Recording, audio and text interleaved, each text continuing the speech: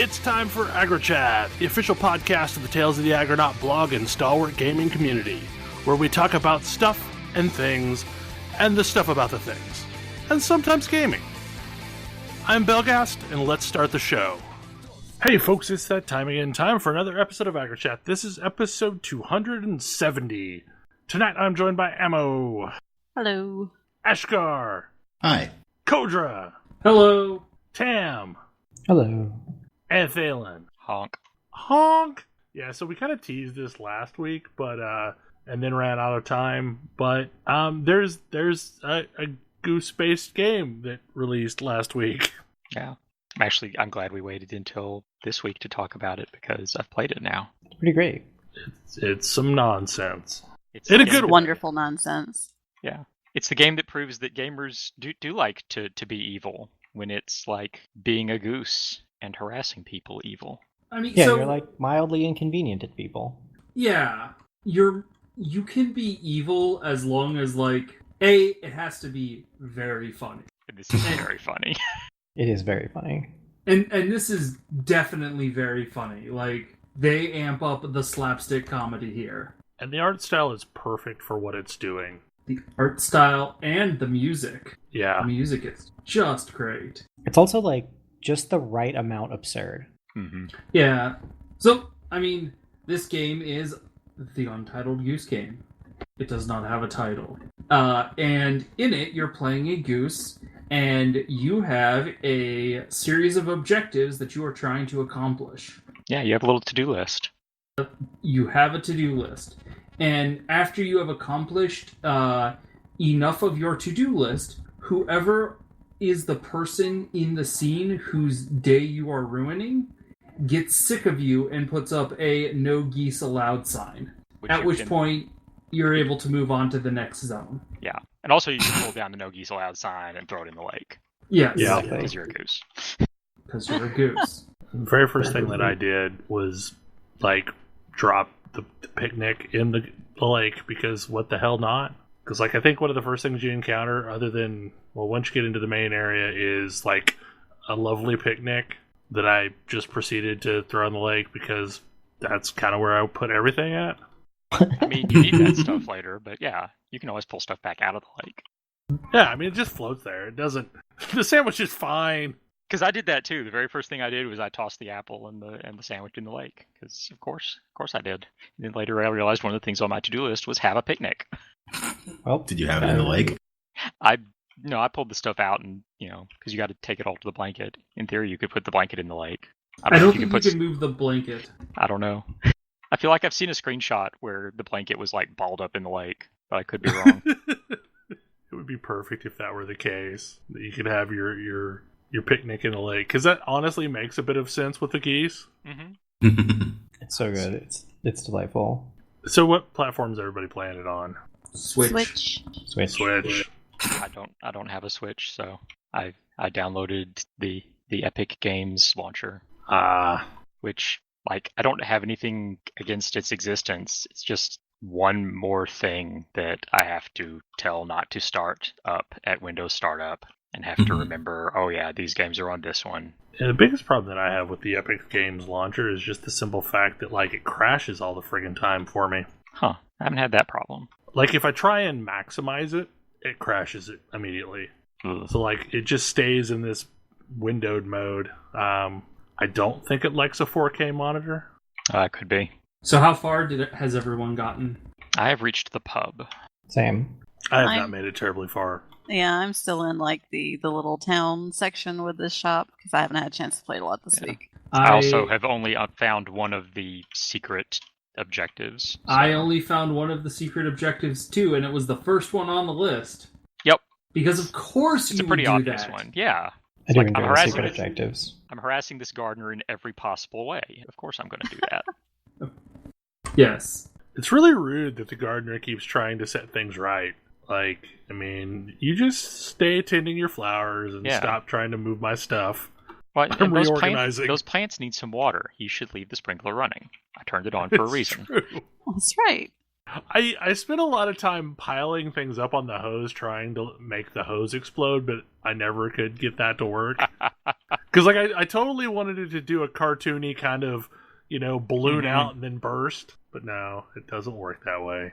There was a similar one, so the objectives are all things like just have a picnic, and that one actually does tell you specifically what you need for the picnic. But other ones are like make someone wear the wrong glasses, make someone buy back their own stuff, and nothing beyond that. So you have to figure out which person that you could possibly do that to, and then B, how to go about doing it. So like one of them is to break a broom. And I realized that I could startle a person into like falling down backwards. And so I was trying to get them to fall down on top of the broom in hopes that would break it. Turns out there's a much simpler way to do it. And as far as I could tell, that never, would actually work. But yeah. I had so much trouble with that one because I kept doing what I thought. Like, I kept doing it probably holding on to the wrong part of the broom. Yeah. And so it kept not working for me, and and then when I finally read I actually looked that one up. When I finally read it, I was like, I did that! I swear I did it! And it turns out I had every single time held the wrong end of the broom. You didn't do it quite right. Well, along the same lines, it took me forever to figure out how to get the gardener to wear his sun hat. Because it's hanging up on the door, and my thinking was manage to get him to trip in front of the door so it falls down on top of his head or something like that. But no, I kind of realized early on that I needed to get him to bend down somehow so I could steal his current hat. Mm-hmm. I kind of figured that one out, but I just couldn't figure out for a while how to get him to bend down far enough. Mm-hmm. And then I saw him, once I had done some other obnoxious chicanery, I saw what would get him to bend down. See, I just waited until he fell over and took it then. Yeah, if I had been quick enough at that point, I suppose I could have taken it. But yeah, I think making someone wear the wrong glasses has been my absolute favorite so far. That is definitely... So that's very fun. Be on TV is hilarious. Mm-hmm. So it's funny because one of the things that was mentioned is this is like an ode to old stealth games. It's not. It's not an ode to old stealth games. It's just an ode to stealth games.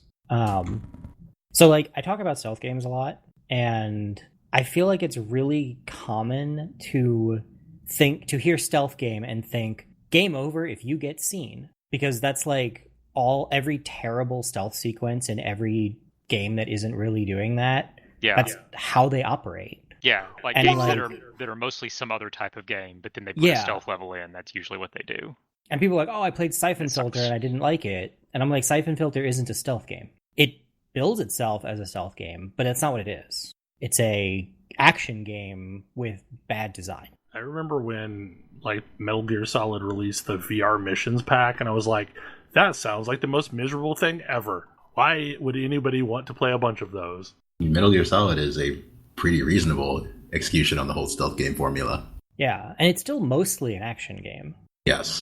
And I guess that's sort of my contention has always been that a good stealth game is more like a puzzle game than anything else, where you've got a bunch of, you basically get a system that you look at and kind of unravel how it works and what it's doing and where then you insert yourself to accomplish whatever it is you're looking to do.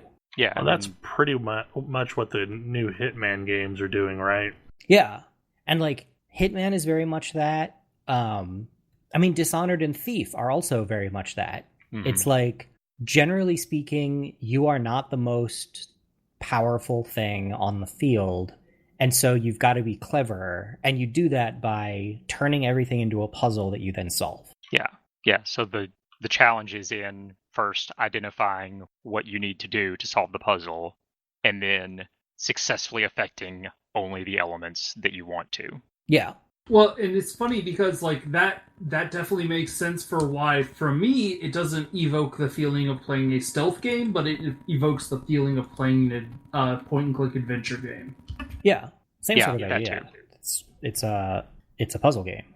Like, especially in this game, I am trying to figure out the hilarious combinations of actions that are going to get me to the, like, you win outcome. Yeah, which is definitely what, I don't know, it's definitely what good stealth games are going for, versus don't be seen. Yeah, because in this game, you can never enter a failure state. Yeah. Like, nobody's gonna be like, I'm gonna kill that stupid goose and actually kill that stupid goose. Yeah, nobody has a shotgun. Yeah. They're gonna push you away. They're gonna, like, get you away from themselves, like, by running into you, and then they're gonna try and reset all of the elements of the puzzle that you've done, because it's mostly been you stealing their stuff and taking it to a different area. Like the lake. Mm-hmm. Yeah. Yeah. Rake in a lake. Yep.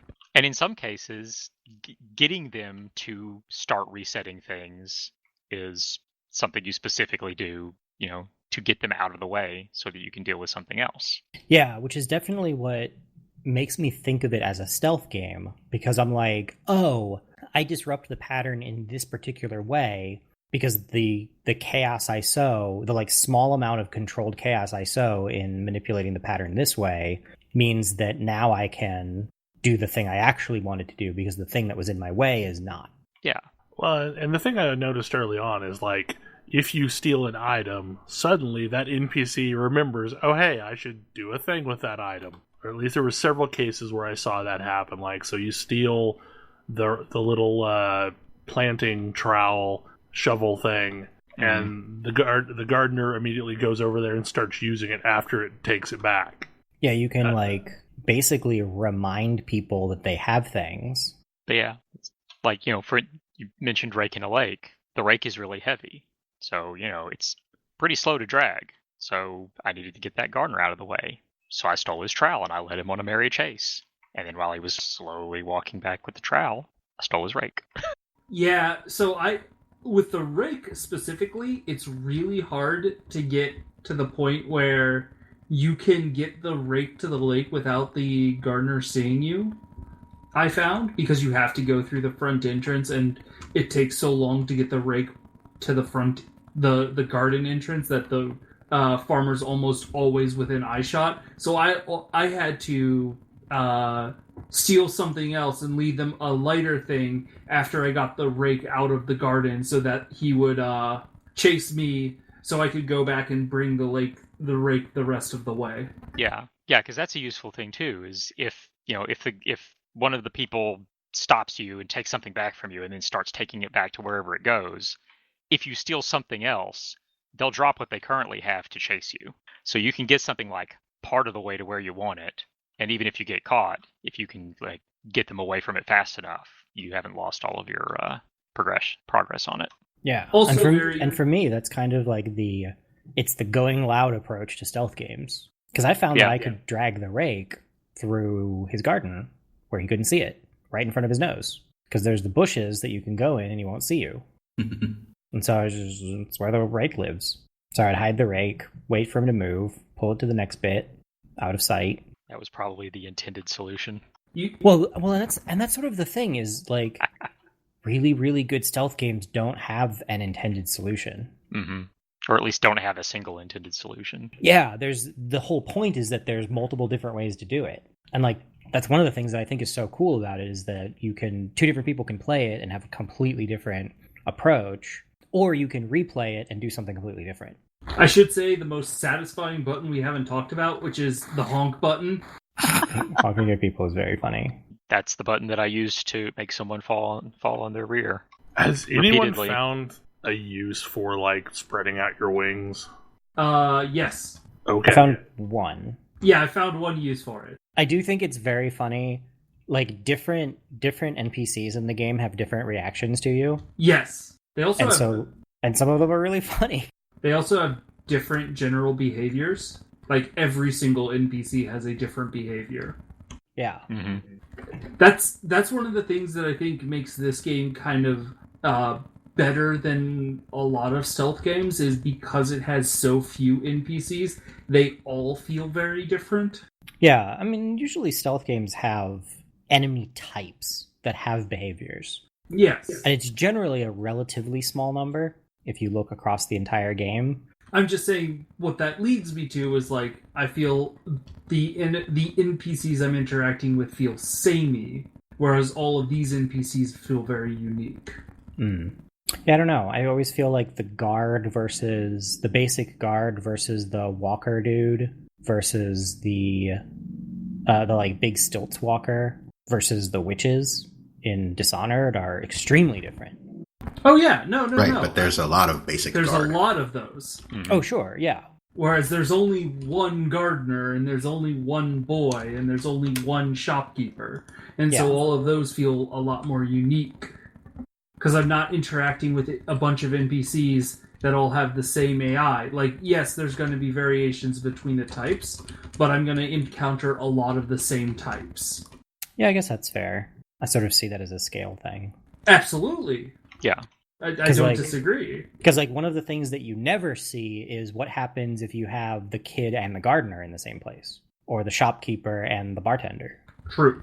But also, that's sort of not... They don't... that's what I'm looking for. The ones that combine in very specific, very limited ways. Mm-hmm. But that's also not what it's doing. Yeah. Which I think is fine. Yes, my favorite part is when you get the NPCs to, like, interact with each other. Yeah. Those neighbors are having a bad day. I mean, I suspect they don't get along too well, even when there's not a goose around, so... The one has, like, a shrine to the other dude, and spies on him all the time. Yeah, it's kind of weird. She's the nosy neighbor. What? There's like a what are those garden trellises between the two houses, and if you just leave, like, she'll stare at him through it. That's creepy. Oh yeah, and like has a statue that looks kind of like the guy in her garden, and part of what you do is dress it up as the dude. It's pretty weird. I did not figure that component out. I was like, what does it mean, dress up the bust? I was just sad that I couldn't keep my bow after that one. Yes. I went to all that trouble to get a nice bow, and then I couldn't keep it. You stand so very, very still. But hey, at least you did her laundry. It's true. I mean, in a fashion. It's such a charming game. Yeah, like the day after I got it, I just loaded up on the Switch and handed it to my husband. Like, he had no idea what it was. He'd never heard of it. I'm like, here you go.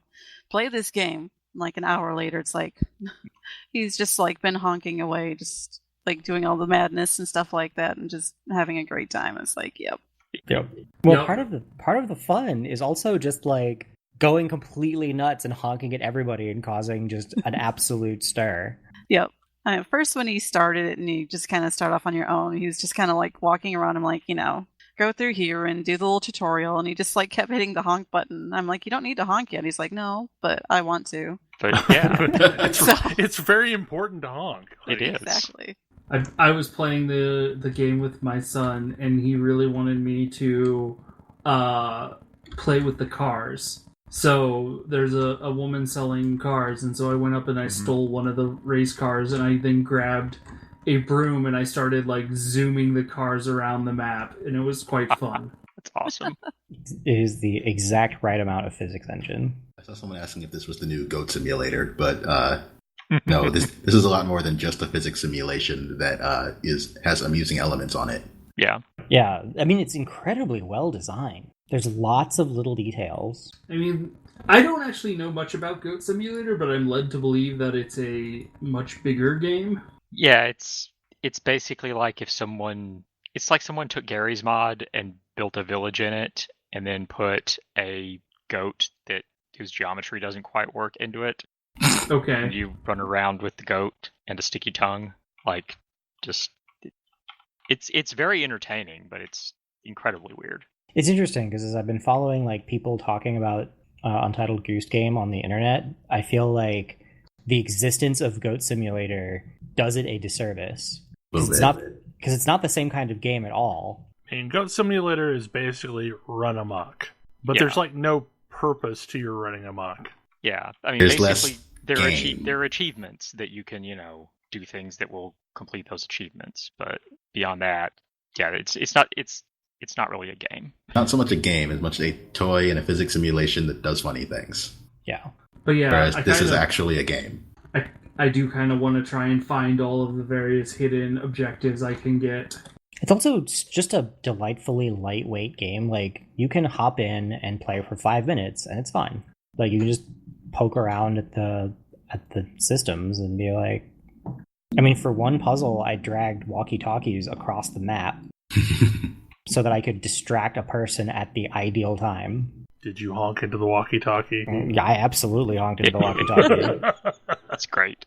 And the It's dude just was a honky like... honky.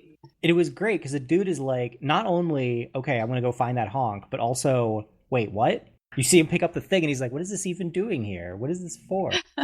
Well, and if you honk again as they're leaning down inspecting the walkie-talkie, that's when they get startled and fall down. This guy is too tough for that. Highly entertaining. He got mad and crossed his arms. There's like the super tough guy. Oh, the bouncer at the pub. Yeah. Yeah, that guy's really tough. He's not afraid of any goose. Yeah. He's like, nope, I'm not going to be distracted. I know what you're trying to do. I'm trying to get in here. You're not getting in here. You don't have ID. Also, you're a goose. It's really funny because there's like 4 ways to get into that pub, but I didn't notice any but the most straightforward one. Only found one so far, but I need to look for others.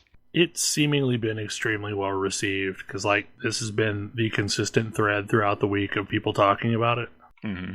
For a while, in a bunch of countries, it was beating out Link's Awakening. It's like, I don't even know. I mean, my Twitter feed has definitely been full of amusing goose screenshots for the past few days. And goose art in other games. Yes. There's been a lot of Link's Awakening Goose crossover art, thanks to them releasing on the same day. Also a little bit of Final Fantasy VII Goose crossover art. I've also enjoyed the put Goose in Smash, you cowards. Yeah, Goose and Smash. At any rate, the game is a delight. It's criminally low priced. It's like $15 or so, wasn't it? Mm-hmm. Yeah. Is it still on sale? I don't know. Because that was the thing, right? It was on sale. Yeah, it was $5 off at the point that I bought it. Which was interesting because that was like a day one sale. Yep. I mean, when you're 8 people putting together a game, you just want people to try it. Yeah, probably they just thought that, getting that initial burst of publicity is probably worth it. Well, and if I suspect they're not wrong. If they can get themselves up on the sales charts, then it will keep perpetuating it. Yep. And honestly, like, there's been so much good word of mouth about this game that, like, I am sure it has had a significant reach beyond its target audience. Well, and it is very much the sort of game that lends itself to amusing screenshots and animated GIFs that will then sell it to other people. Yes, it is very meme-worthy. I'm sorry, did you say GIF? Either or. Yeah, I kind of switch back and forth between them. GIF sounds too much like gift and leads to confusion. I mean, I still go by the originator of the format called it GIF, so... I have, in fact, heard somebody say that they were sending someone gifts, and wondered why they were sending them gifts, so... It's contentious enough that, like, I almost want to just say graphic interchange format every time I say it. Let's just say it fully. So, another thing that came out the same day is Link's Awakening. And that's the game I've been playing way more of. I picked it up but haven't played it. I should. I never played the Game Boy version. Me neither. Because sequence of events, like, by the time that came out, the Super Nintendo was a thing, and my Game Boy was collecting dust in the closet.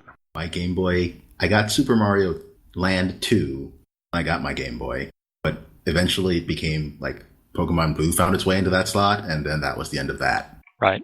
Yeah, I didn't play a Pokemon game until, I got the ROM for Pokemon Blue and Red. Like, I was in the working world when Pokemon came out, so... Yeah, and I was in elementary school. It's just like, there's a bunch of games that I missed because I, for whatever reason, wasn't into that console at that time, and Link's Awakening was one of those games. Like, I had already played A Link to the Past by that point, but I'd always heard it was a really interesting entry into the series, and I like Minish Cap a lot, and this game feels very Minish Cappy in that it's like, I don't know, it's like a vastly different world. And the game is probably one of the best looking Switch games on the platform. I know some people were definitely not a fan of that art style, but I don't know why. I liked it a lot. Yeah, It's great. Like, It's pretty cute. I would love to see them redo like the original Zelda in this art style. I do remember, like, one of the things that I always felt was weird with the first game, and it's still weird here, is just how halting it is anytime you have an owl scene.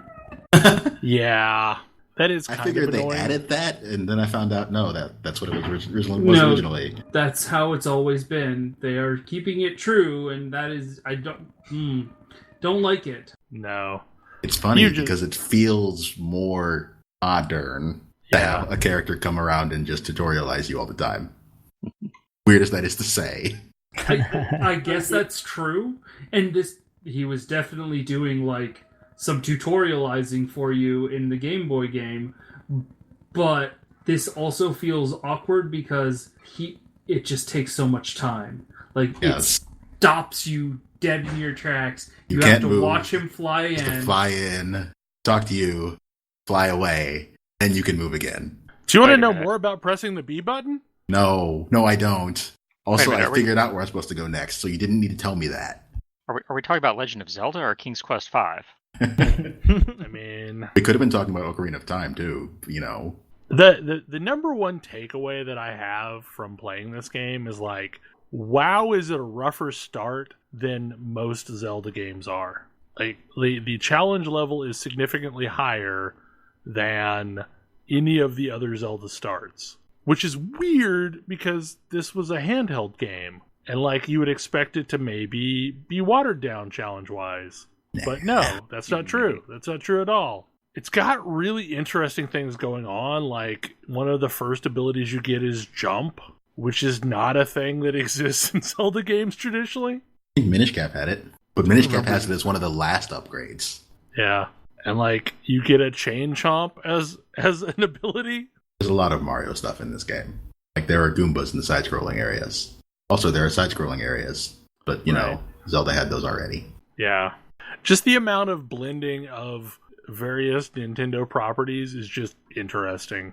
You can tell this is a game that they really had a lot of fun making, and I think the beginnings of this game was it started out as a demo that evolved into a game because they really liked the art style of Link to the Past and wanted to see what they could do for a game in that style on a Game Boy. This is the first Zelda game that features absolutely no Zelda. But Which you I have always- Baron. Which I always thought was weird at the start of when I was a kid. I mean, it has the weirdest story that basically you're trying to wake this thing called the Windfish. And also maybe yourself. I mean, yeah, I have heard that as well. I like that it has the cool anime intro. Yeah, they've definitely up-resed a lot of this game. I think that intro, like, I may be wrong, but I'm pretty sure there's a Link's Awakening anime, and that intro is actually from it. I don't think so. Yeah, I don't think so either.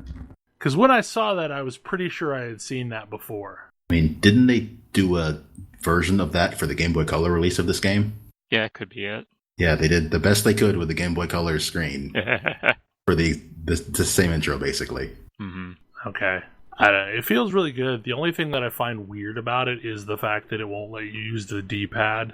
I haven't even tried to use the D-pad yet. I would far rather use the D-pad than an analog stick, but although my nonsensical new Switch grips, it feels pretty decent on. I got the Daemon X Machina controllers that have been back-ordered forever. Those are the huge one. Yes, and man, does the Switch feel better now. I should go back and see if I like that game. Daemon X Machina? Yeah. I don't care. I just like its controller. And it really doesn't add very much weight. It's because there's nothing in those. Yeah, I mean... They don't have the NFC. They don't have like any wireless anything. They don't have Rumble. So they're quite light. As big as they are, they probably weigh about as much as the two Joy-Cons together. The only problem that I've noticed is there's some areas of the game that have like significant slowdown, especially the swamp area. Yeah, this is somewhat less bad if you're playing it on docked, but it's not great. Yeah.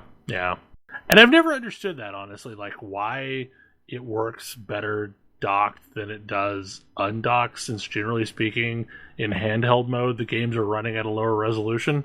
Because they aren't worrying about battery life, so they run at a higher clock speed. Okay, so they're basically upclocking or not downclocking. Basically that, yeah. So this is going to be just a random offshoot because we're probably winding down on this topic. But hey, Kodra.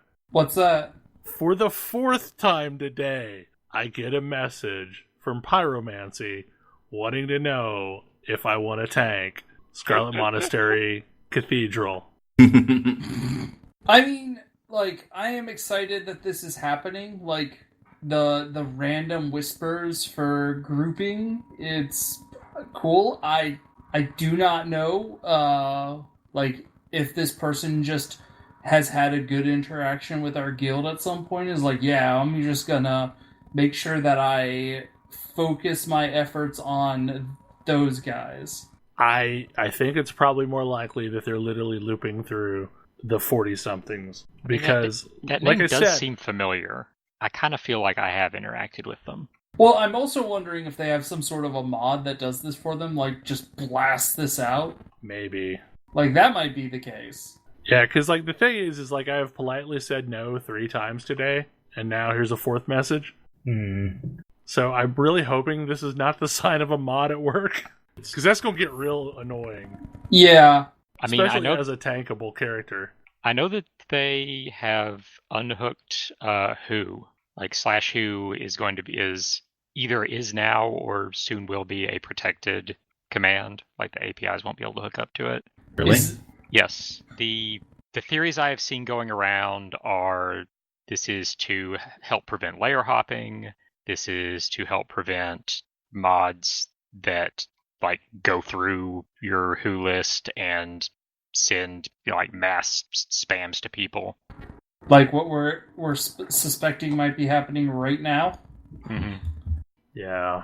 I mean, you can also do, Who in a level range and just get a level range returned. You can, but... And they may be manually sending tells. Then you have to manually do that. Yeah. Yeah, I mean...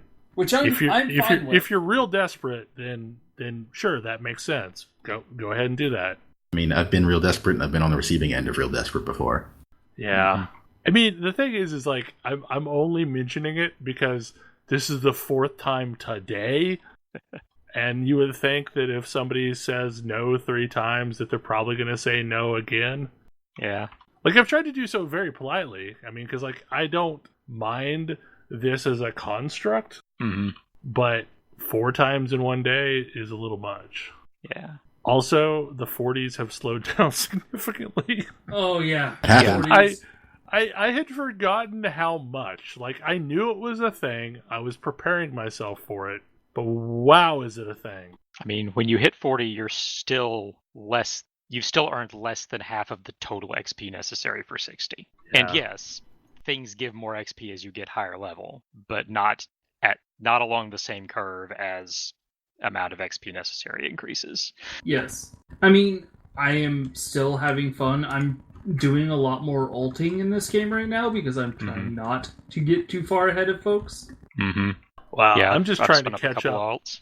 I'm just trying to catch up to the group of 40s. Yeah, I mean, you're more than caught up to that group. Yeah. Like, you're higher level than I am. Okay, I am not caught up to Elian. Nobody's But ever Elian going to be is. caught up to Elian. Yeah. Elian is running away, yeah. Yeah, we will catch up to Elian when we hit 60. Yeah. Wow, and now that Grace is back and we'll be trying to catch up, I have a feeling that I'm going to be running a lot of dungeons that we've already done. Yeah. In an attempt to like catch up. Yeah, that's part of why I spun up some alts, is because I know I know Ash wasn't able to play for a while, and Grace has been away. Yep. And a friend of mine, that's in the guild, is right around the same level as Ash, in fact. Yeah. So I want to try and get, some characters to a level that could run stuff with them. Yeah, I'm similar. So one of the things that I have had probably even more fun than just doing dungeons was doing elite quests in the world with folks is really fun. Oh, yeah. Like, there's a lot of especially Arathi, the Arathi Stromguard quests are really cool, and I had a lot of fun just going around doing those with Tam and Thalen. Yeah, those were a lot of fun. Actually, like making use of crowd control at times. Yeah, I definitely, because we actually needed it. Yeah, that was a thing where I definitely agree with. Sort of one of the problems that I am remembering about WoW is that once you get to raiding, you don't get to do all of your cool stuff. But the flip side of that is that WoW does a really good job of letting you do smaller group content that's really interesting and feels very different depending on which class you're playing. Mm-hmm. Some classes are a lot better than others about this. It's true, although I feel like... So I have a druid, a warlock, and a rogue. And I feel like I have different playstyles on all three, but I also have different tools for, like, different unexpected events on all three. Whereas with a rogue, like, I'm relying on cooldowns. With a druid, I'm relying on the fact that I can literally fill any role and frequently do over the course of a single fight. Like, if I need to, I can just shift out, war stomp, give myself some healing, and then extend my life bar that much and extend the fight that much. Yeah. Well, I mean, the comparison is always like, I find that the warlock feels really good until anything goes wrong. And the moment something goes wrong as your warlock, you're in a very bad way. I have yet to find an alt that I really think I want to play for an extended period of time. There's always the hunter, but like I've done the hunter before, and the hunter is a very soloist questing type character. Play a sword rogue. No, probably not. So, I'm contemplating rolling a shaman, because like shamans seem like they're really fun right now. Bell, I have to say, what? Bell, you are running the most miserable class. Like, there are tools for everyone to deal with everything, except my caveat is warrior. I have no idea how you level up as a warrior, because it just feels like you don't have the tools to deal with things that go wrong. I know that you don't like the rogue because you don't like stealth and you don't like daggers, and you need neither. I don't like how squishy rogues feel. I don't like how squishy warriors feel. Rogues are, yes, okay, they have leather armor and they never get better, but rogues are not all that squishy, really. Well, I mean, like rogues are fine if you're stun locking things. Which not even that. You have a really that high helps. dodge rate, and you also still have parry. Like, you have more defenses than a shaman. You're actually significantly less squishy than a shaman for the first 40 levels. Mm-hmm. You also get to do some just hilariously impossible stuff. Like, I had the Maradine key quest where you have to kill. There's a pat of 3, then a pat of 2, a pat of 3, and a pat of 4, where one of them is a elite, and you have to kill them back to back to back. And I was able to do that solo as a rogue, and it felt just incredible. Because the rogue's toolkit to not take damage is so deep, especially with access to pre-med. Or, not pre-med, preparation. I mean, I remember playing a rogue during this era and enjoying it. I played subtlety. It's just a really long time until you have that toolkit as a rogue, I think. I don't know. I don't know if I want to go through awkward levels. Did you feel powerful from the start as a rogue? I mean, yes. Because you have Sin Strike, which is you deal a lot of damage as a rogue, even early on. You just have to get a not dagger. Yeah, you have to get a not dagger. Which is definitely a challenge. I can make not daggers for a rogue. Yeah, you need to get a not dagger and then 10 silver to go purchase a different skill. And That's also 100% worth doing. It's 100% worth doing as soon as possible. Because the tools they give you to start is Sinister Strike, which is you can use a dagger, and I did on my first playthrough up until I was, I think, level 50, and then I realized how bad that was. And I stopped doing that. Axes aren't rogue wieldable at this No. area in the game. No, they're not. Maces are. So, I feel like in maces. theory, troll would be the best of the rogue races. There's a good argument for both orc, troll, and undead, depending on what you're trying to do.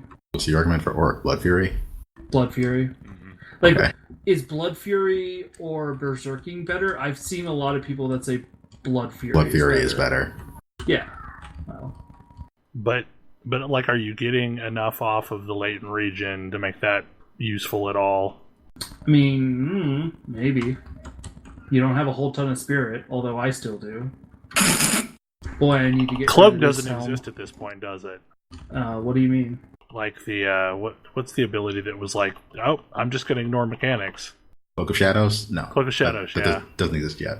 Okay, so maybe the undead racial is useful. Oh, yes. Yeah.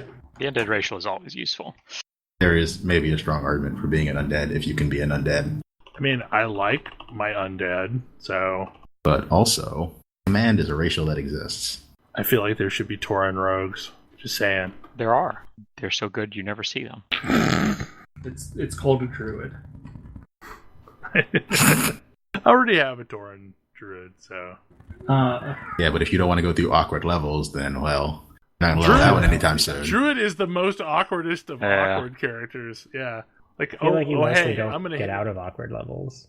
I'm gonna hit things with a staff and occasionally cast a spell. Yay! This feels great. Getting access to what is basically Sinister Strike is enough to pull Druid out of being awkward. Yeah, but that's not That's until fair. 20, is it? 20, yep. I found it wasn't that bad if you just are willing to commit yourself to a couple dungeon runs, which druids can fill literally any role in a dungeon run. Except DPS. You can't do DPS before level 20. Yeah, that one rage fire where we had 2 druids was real awkward. It sure was. Oh, look at the bears DPSing, because that's the most You viable work option. with what you've got. So, this game has obviously been generating a lot of conversation, and one of the things that I have been trying to personally figure out is, okay, we're back to the start. There's definitely a lot of stuff that is, that makes the game feel stickier, makes the world feel more real. What are some of the stuff that we have done in the intervening time that doesn't detract from that experience? That would be something that is like safe to reintroduce, I guess, without having a downside. The keyring, which they're introducing in the next update. Oh, are they? The next phase as the keyring. I mean, I feel like cosmetics are generally not harmful. Yeah, We a had this, glamour tool of some sort. we actually had this conversation, which was, I think, pretty interesting. Yeah, because glamour was definitely one of the ones I thought, and Tam made a pretty good point that it kind of cheapens your gear. Like, it reduces your gear to, like, your gear is no longer a complete stat plus look package. That's true. The other, Yeah. I mean, to caveat that, like, I'm also not convinced that I care. It's sort of a weird place to be on that one. I mean, it gives you 2 reasons to hunt for items. It does. Mhm. Whereas currently there's only 1 reason to hunt for items. Yeah. Yeah. Mostly. And I think that it's one of those, like, possible to figure out some other mechanism. But yeah, it's like, I don't know. It could be, that's the only one that I can think of that's not like, I can come up with a counter argument, but I don't know if I buy my own counter argument, if that makes sense. Yeah. Well, and they had already put in restrictions around transmog to where you can only collect appearances that are of your own armor class. Set pieces can only be transmogged on the character that earned the set piece. So, like, if you get a raid set, you can only transmog it on that character that got the raid set legitimately. See, that's actually kind of funny because there's some likelihood that I'm going to be wearing Shadowcraft on the Druid. Shadowcraft? That's the Rogue Dungeon set, right? Yep. Mhm. Yeah.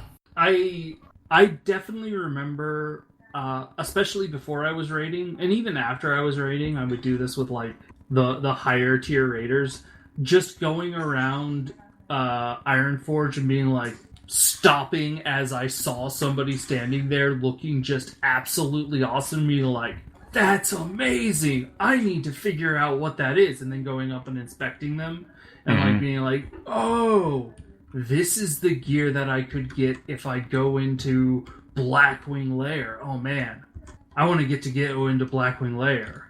Yeah. Oh yeah, like I remember, seeing a dwarf in Ironforge wearing Giant Stalker for the first time, being like, that looks really cool, because Giant Stalker does look cool on a dwarf. Doesn't look good on anybody else. Only a dwarf. I'm pretty sure it was Tower. I think it looks good on Tauren, honestly. I don't think that hat could look good on anything other than a dwarf. It is huge. Yeah. I mean, I tend to hide helmets anyway. Is Giant Stalker tier 1? Yes. Tier 1. Yes, that's Okay, I was going to say, because Dragon Stalker looks cool on basically everyone. Oh yeah, Dragon Stalker looks great on everyone. They did a really good job with it. Warrior tier 1 looks... tier 1? Yeah, it's the face mask that's got the points on it. Yes, that looks awful on Tauren. Yes. It will look fine on Undead because it's not like over the top on like Tauren. And so the problem with Tauren and the problem with Orcs with tier 1 is because of the placing of the joint where the head attaches to the body, it ends up forcing the spikes to just jut out of the front of your model instead of like up like it's supposed to be. It's fine on Orcs, just not on Tauren. I think it looks bad on Orcs too. It's got the same problem with like Worgen, because it ends up looking like Worgen and Tauren that have the awful version of that set. Well, it looks like you're wearing a spiky cone of shame. Yes, that is exactly what it looks like. I am not a fan of Might in the first place. Like, I loved Wrath, which was the tier 2 set for Warriors. I thought it looked amazing. I am not a big fan of Wrath at all. But Bell, it's all the spikes. It is all the spikes, but it's also not all the death metal, dark looking, maybe accents of red that would make it look cool. It's like powder blue and lavender and spikes. It's blue and gold. It's not... Wait, it's basically like it's not edgelordy enough? It's not full-on edgelordy. Like, I mean, like, edgelordy's fine if you fully commit. It is not fully committing. Isn't it the one that everything is an axe? Oh, that's tier 2. That's tier 2. That's why I like tier 2. Everything is an axe. Your head is an axe. Your shoulders are an axe. Yeah. Everything's an axe. Axe blades everywhere. I'm biased, but tier 2 Rogue is the best looking set. It's a great set. Oh, Judgment is really good. Oh, that's fair. Judgment is good. I mean, 10 Storms is also pretty great. Judgment makes up for the banana shoulders. Judgment mostly. Is quite possibly still one of the best armor sets they've ever designed. Yeah. I actually think 10 Storms is as good, if not better. Yeah. I don't know. This is definitely 1 T2. Yeah. This is also a thing, is like, I feel like they felt like they had to keep going higher. Like, they had to keep going more and more and more. And like, I have not really been in, like, I don't like any of the WoW item sets, mostly since T2. Even this is even true in tier 3. I was like, I thought Boneside looked really cool. But Boneside looked really cool because it was a particular look that I really wanted, which was the like super understated rogue set. I would mostly agree with you, except for the shoulders. With the daggers? Yeah, the like dagger pointing up shoulders. Oh, I always liked them because it was like you can reach in there and throw them. It's the classic like shoulder dagger thing. Bone Scythe is the one I don't like. I like Bone Scythe. I don't like a lot of the T3 sets. I do like Dreamwalker, but it's not as good as the T2 set for Druids. No, the T2 set is... in general, I feel like the T2 sets are some of the best they've done. There's a few that aren't, but... I mean, surprising no one, the only rogue set that I just universally love is tier 5. The Skull Mask? Yes. Oh. Yeah, I think it's great looking. You're not wrong, I'm not surprised. Exactly. Like, I mostly don't like T5. T6 is where they decided that Druids should have Shaman armor. Yeah. T4 was just ugly for pretty much everyone. Common or okay. Isn't T6 the one that has literal globes of blood on the shoulders? Yes, it is. Okay. I guess the T6 Warlock helmet is the one with the wings appearance on it. So that was impressive when it was current. I'm trying to think of the Hunter BC era ones. There was Covered in Eyeballs, which was kind of goofy. There was I'm going to strap a bunch of fishing floats to myself, which was okay. Tier 4 is what are the big iron things? Fellstalkers? Yeah, you're a Fellstalker. Yeah, that one I kind of like, the Demon Stalker armor. Yeah. Your Stalker is, I don't even know what you're trying to be. And Ground Stalker is the one with all the eyes. Covered in eyes. Man, T6 was so ugly. Yeah. For pretty much everyone. Priest came out the best, I think. Which is the I'm a Murloc set? That was Wrath, I think. T8 maybe? Maybe. That looks reasonable. The one I'm thinking of is like literally you're a Murloc.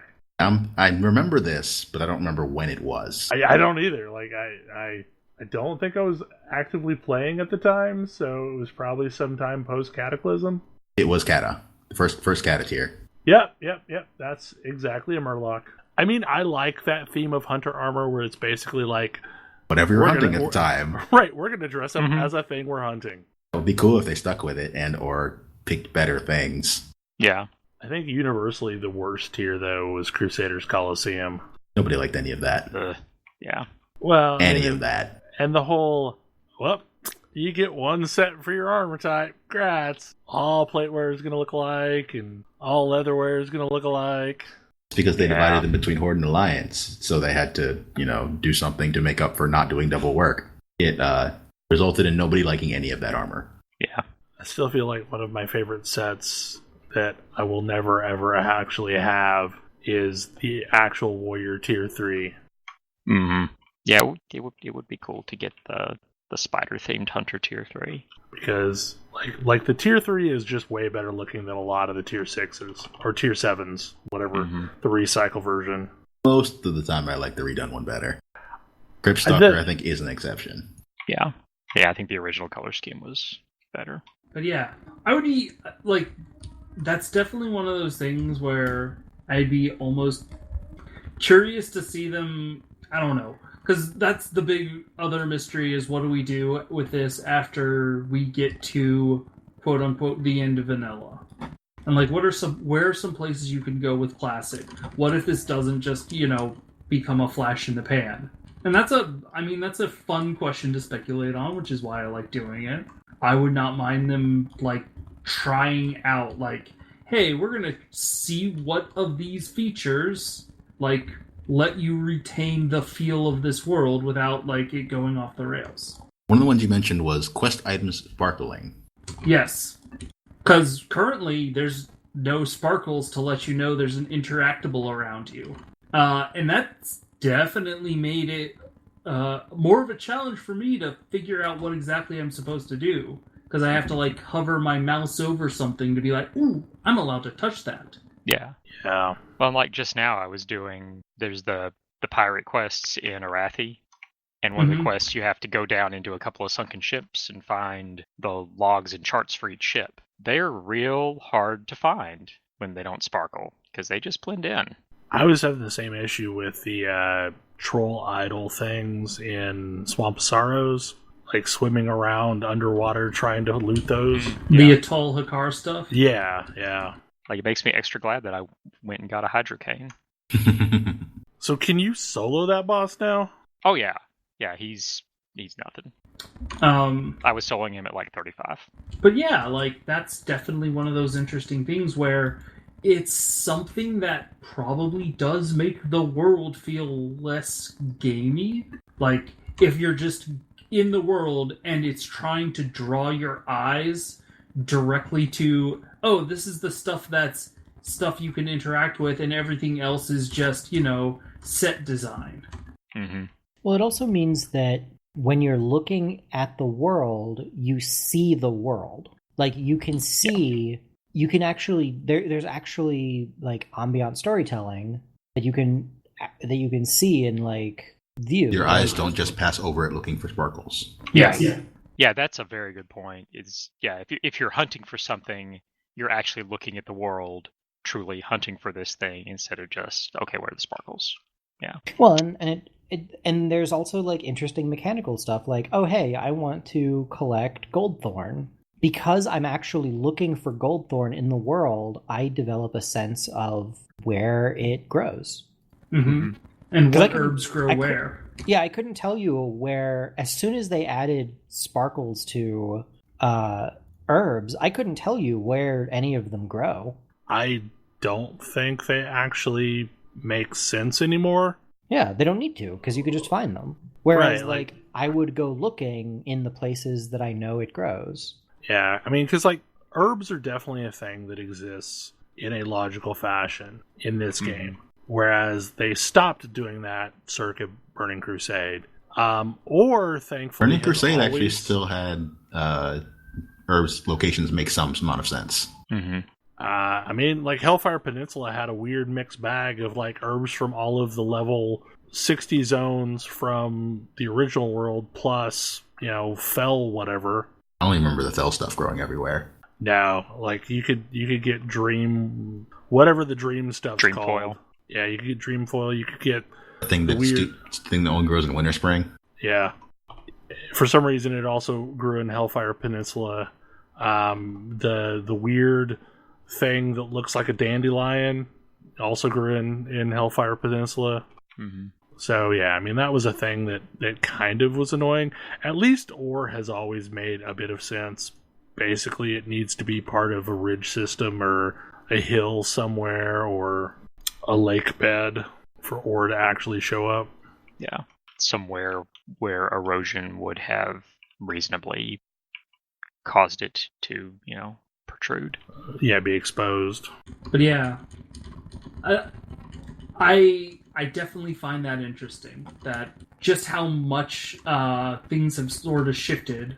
Because I guess I never realized that herbs used to make this much sense, and then they stopped making it. Yeah, I always thought that was really cool. You get to know, like, you get used to how various herbs work.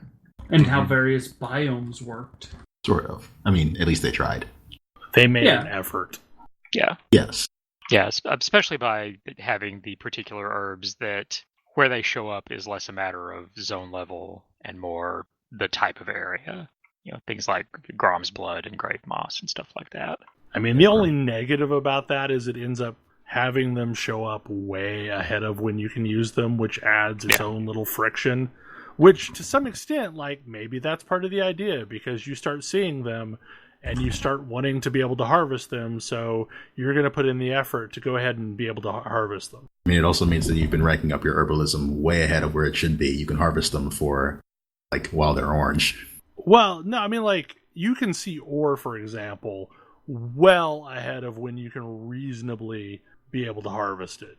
Yeah. I'm thinking Grom's blood specifically because it shows up in Ashenvale and Desolus. Mm-hmm. And I don't remember what it takes to harvest, but it's way beyond what you should have in either of those zones. 250. Yeah. Yeah. Yeah, I think the closest thing with ore is when, there's a true silver node in South Stone Talon. Yeah. Staring at you. Or the gold nodes that are in, Stone Talon as well. Mm-hmm. Basically, true silver nodes everywhere. Mm-hmm. Yeah. Yep, because people harvest the mithril, and then a true silver spawns. Nobody can touch it. It's less of an issue now. I mean, I can harvest it now. I just haven't seen it anymore since then. Yeah, I can now. I haven't seen a single node since I, got enough skill to do it. Because I'm sitting at 231 blacksmithing and 241 mining. And mostly the blacksmithing is because everything I make now takes just nonsense amount of bars. Like a chess piece is 16 bars of mithril. Just think, to learn armor smithing, you need to turn in a whole bunch of raw bars of mithril. I'm on that step. I'm on the bring me 40 iron bars and 40 mithril bars. And then later, bring me more of these things. Thankfully, Badlands is a good place to get both iron and mithril. I never saw any mithril there. Yeah. Only ever saw iron. I've seen all of it. Thankfully, I have Gathermate installed, and I have lots of nodes of where I've been and seen it, and I can just run that path. Mm-hmm. I am absolutely not doing this game without add-ons, because, yeah, I didn't do the first game without add-ons. I mean, I'm using as close to the same add-ons as I used in vanilla as I can manage. Yeah. I don't care about that.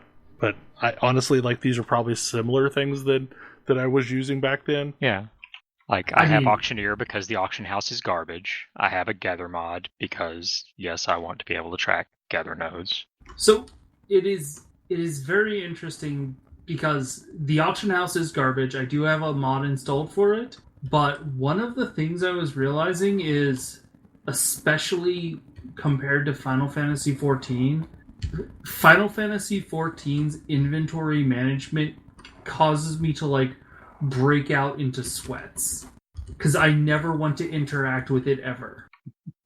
Everything just feels so slow with it. And I, like, whereas playing WoW, everything is just incredibly responsive. Some of that is 1.0 legacy code, and some of that is I'll trust your client way more than almost any other MMO. Yes. Mm-hmm. And it's also why WoW is such a target for hacks. Mm-hmm. Because, yeah, there's a ton. Like, one of the reasons that you get so much data mining is because WoW just trusts the client. And WoW puts all of the item information into it. Yeah, it's just on your hard drive. Yeah. So it never has to pull, like, it's trying to reduce server latency as much as possible. Yeah. I mean, mission accomplished. It does. It's one of those trade-offs. So we are mostly running out of time, but, like, I have one last thing that I really want to talk about, just briefly. So if you've listened to the show for very long, you will know that I love the lore of Destiny. And that is much to the chagrin of probably everyone else in this channel but me. And there's a guy in the Destiny YouTube community that goes by the channel name of My Name is Byf, but I just mostly just call him Byf. And he is a lore aficionado and makes really excellent videos. And prior to the release of Destiny 2, he did a video that basically chronicles everything that happened in Destiny 1 for somebody that never played Destiny 1. Today, leading up to the release of Shadowkeep, he released a video chronicling everything we know about the Destiny universe in chronological order. It is a 4-hour-long video. Excuse me? Excessive. Yeah. I wouldn't think it would take 4 hours to say a magic ping pong ball came and now there's wizards on the moon. Like, see, this is the thing. Like, Destiny is an extremely deep universe that you don't get any of that just by playing the game. That's really insane. Yeah, what you get is a magic ping pong ball game. Now there's wizards on the moon. So, I'm just pleading with everyone that shit talks Destiny, go watch this video. Like, I know it's going to take you a long time to get through it. Is there a shorter summary somewhere? No, you don't want a shorter summary. What? You No, want yes, this. I No, do. yes, I do. You really want this. Like, this is as short as you can make it. Legitimately, like, it is. I have watched 2.5 hours of it, and he's going at a good clip. There's just that much stuff that exists that needs to be explained. So this is not giving. You're not points. actually selling me. Yeah, you're not giving me points in Destiny's favor here, because for somebody to take something and be like, well, in order to understand it, you need to watch this 4-hour video. That's telling me that there's probably too much there. I mean, all of this stuff is I don't stuff think that is there's too learned. much there. That's not an appropriate length for a summary video. I realize that he wants to cover absolutely everything, but no. I mean, so, like, for example, it goes into detail about how the Hive came to be, how the Vex came to be, how the Awoken came to be, how the politics of the Tower came to be, all of the stuff that happened in the Golden Age, all of the stuff that happened in the Dark Age, all the stuff that happened in the Collapse, all the stuff that happened in the City Age. So, because I've seen some of his other videos, I know that he does good work, that he has done good work about individual topics that you just said, and put them into videos of reasonable length. This is not that. Well, so here's the thing: is like he's got breakpoints. So, like, in the details, of the built-in video. intermission. Yeah, he basically has like little bitty pauses every so often, and there's jump points in the description so that you can just go watch a specific topic. So that's why I'm saying, like, it would take somebody a really long time, and I'm probably the only one who will sit down and watch it start to finish. But it is well worth watching. Like, it really is well worth watching. My problem with Destiny has never been the content. Because when I've read stuff in the Grimoire, I'm like, oh, this is pretty neat. Like, this is a well-written short story that doesn't seem to be connected in any way with the game I'm actually playing. And, like, I'm sure it is, but, like... I mean, Destiny 2 did a much better job of that, because you walk up to this thing in-game and your ghost would go, hey, here's this thing and this is why it's important.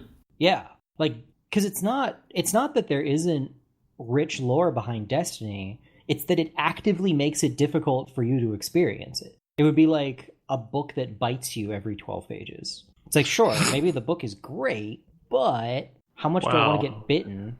It's more a situation of the pages of the book have been scattered throughout this park, and now you're going to have to find the pages one at a time. And then when you get them all, you can read the story. Yeah. Except you can't, because the pages are on microfilm, so you have to take it to the library and put it in the microfilm reader, and then you can read it. So a lot of that is no longer the case. So like the website no longer has the Grimoire stuff on it. It's actually in-game now. There's a Grimoire tab. Well, that's good. But not everything that came from Destiny 1 exists in Destiny 2. So the other day we were talking about Final Fantasy XIV and the way that from day one they have set the groundwork for a storyline and have seamlessly hooked up to it as time went on. And I mean, believe it or not, so has Destiny. Like, all of the story in Destiny fits together like Lego pieces, and we just don't know all the bits of information at any given point. But as they all come together, like, nothing that happened in Destiny 1 contradicts what's going on in Destiny 2. Like, it all seamlessly fits together into one narrative, but the narrative isn't told through the game. The narrative is told through finding stuff in the game that unlock bits of story. Yeah, and that's the crux of my issue with it. Well, it's interesting. Like, there's interesting stuff, and the counter example that I would use for a game that does an identical thing, but I think does it well, is Mass Effect. Mass Effect has like 100 million pages of like deep lore about everything that's gone on in the universe. And like almost every time you target something, it fills in some other thing. Mm-hmm. Like you move to a new area and it's like, now you've got 12 more pages of stuff that you can read. And most people don't, which is fine, but it's there for the people who do.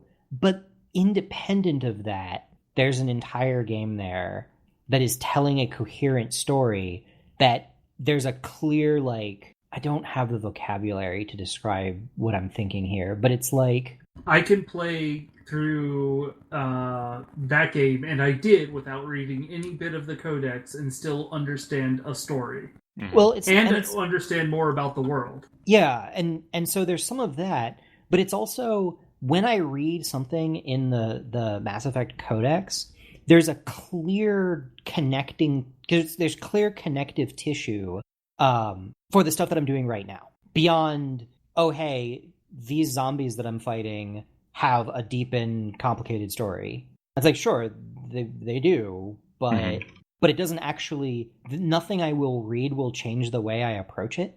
Well, and going back to Final Fantasy XIV, Final Fantasy XIV is also a game that has a whole lot of world-building stuff that is not in the game. It's only available through external sources.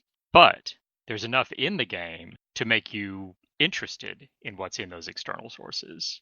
Also true. So if you really want to know more about, the Warriors of Darkness and, why the dwarf is really into Ardbert, you can go hunt that information down.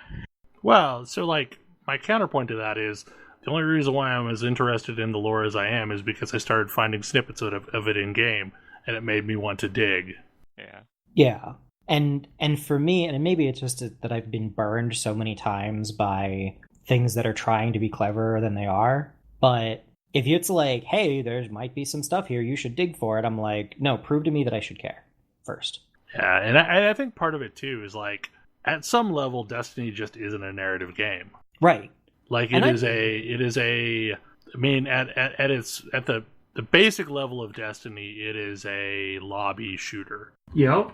With missions, and it's trying to tell a cohesive story, but it's not really a narrative experience. The story like there are missions to run, and they're good little vignettes, but it's not the bulk of the game isn't going off and telling you stories. It's let's go run some strikes with friends, or let's go do a Crucible match or a Gambit match.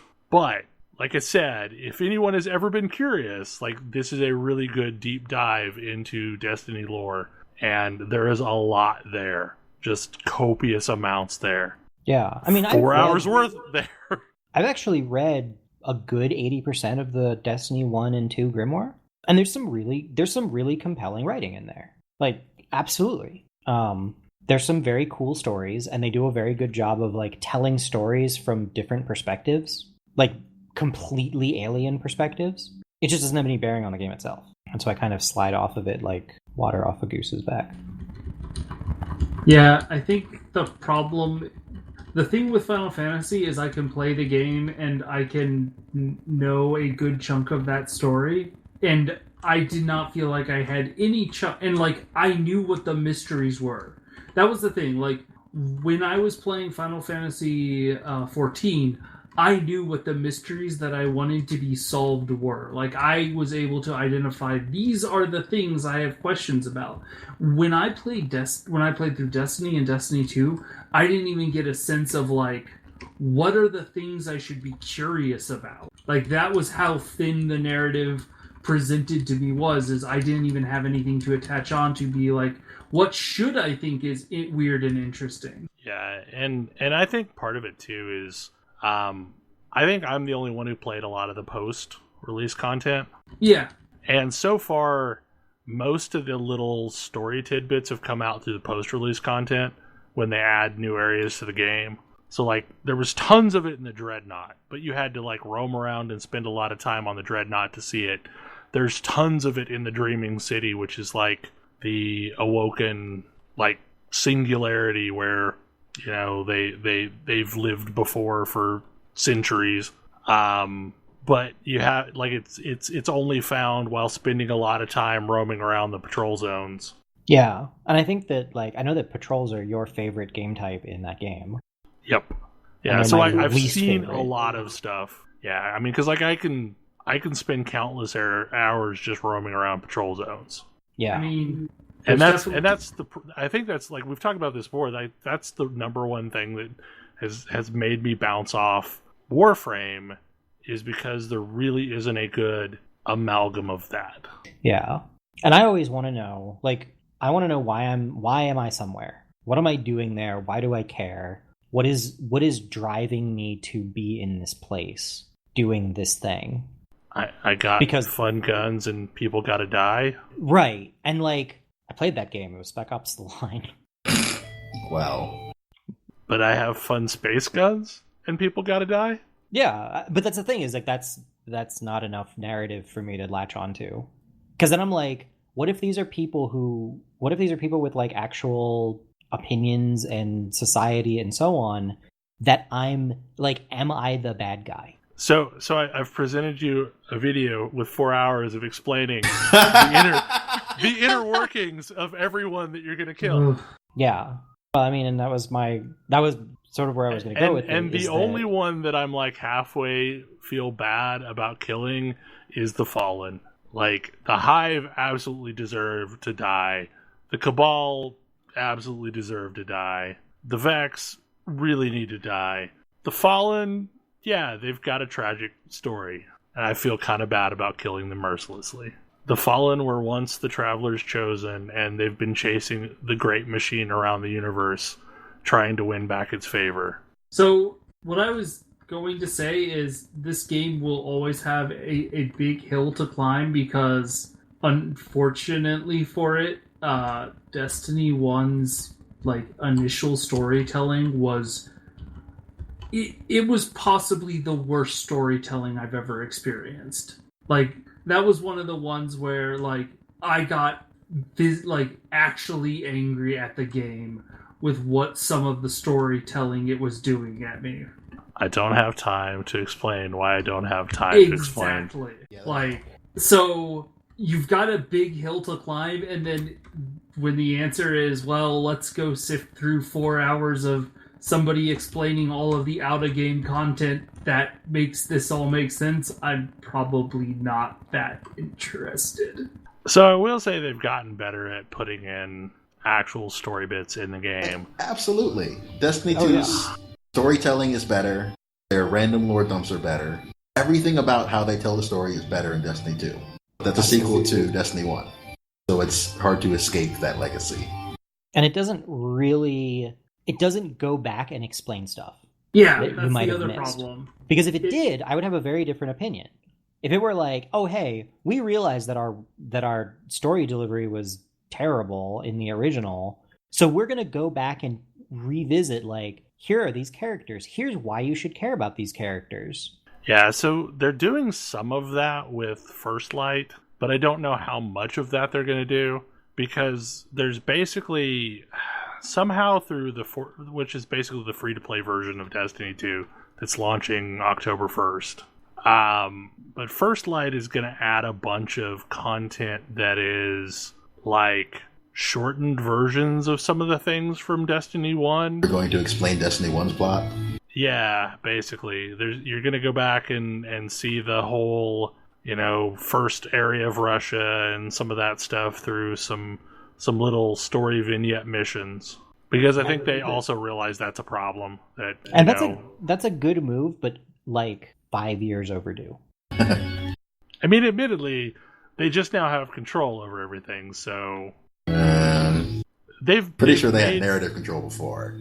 They've made a lot of changes in the last, X number of months since leaving Activision that have made me think that, oh hey, they really maybe were constrained a bit. So, Tam, I hear Bungie hired a marketing person. Did they? It sure sounds like they did. So one of the, and I'm gonna kind of bring this back to Destiny 2, there were a bunch of confusing parts to Destiny 2 as well.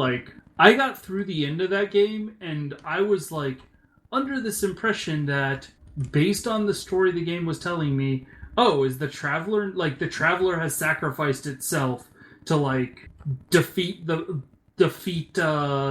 whatever they were.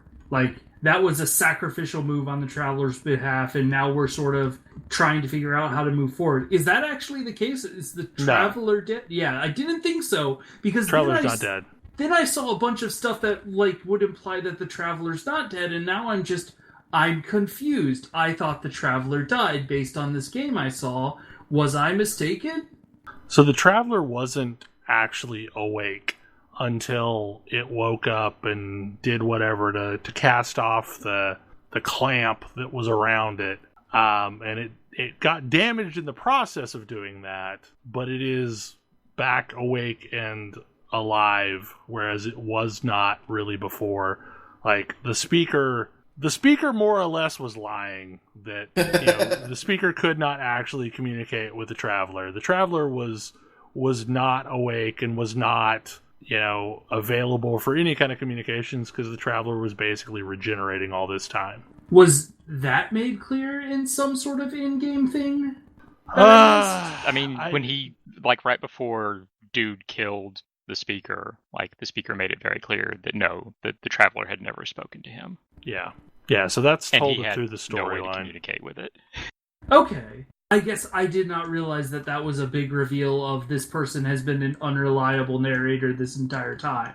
Yeah. That's basically the setup. Is the entire time the speaker has been playing this role as I am the one who speaks for the Traveler. Right. He's basically the prime minister of the council of individuals that run the city. And the entire time, he's basically been lying. He has no ability to talk to the Traveler. And the only reason why he was in the seat that he was because he supposedly could divine the will of the Traveler. but the Traveler was so damaged during the initial battle against the darkness that the Traveler's basically just been in hibernation this entire time. And the only real impact that the Traveler's had was when, basically the Traveler's last act was to put all these ghosts in the world. And the ghosts can somehow siphon light from the Traveler, and that's what they use to keep regenerating us. But the Traveler's been dormant since that point.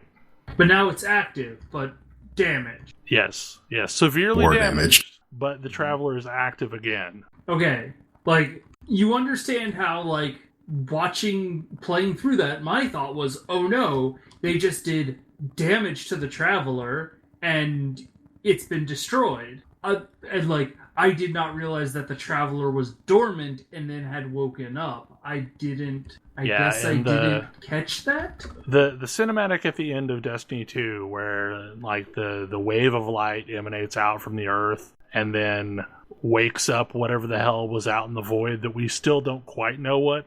Mm-hmm. That was basically the Traveler waking up and coming back online. Oh, I thought that was it expelling its energy to give it to us. No, that was the Traveler basically waking up. Okay. And we call it the Traveler. The Fallen call it the Great Machine.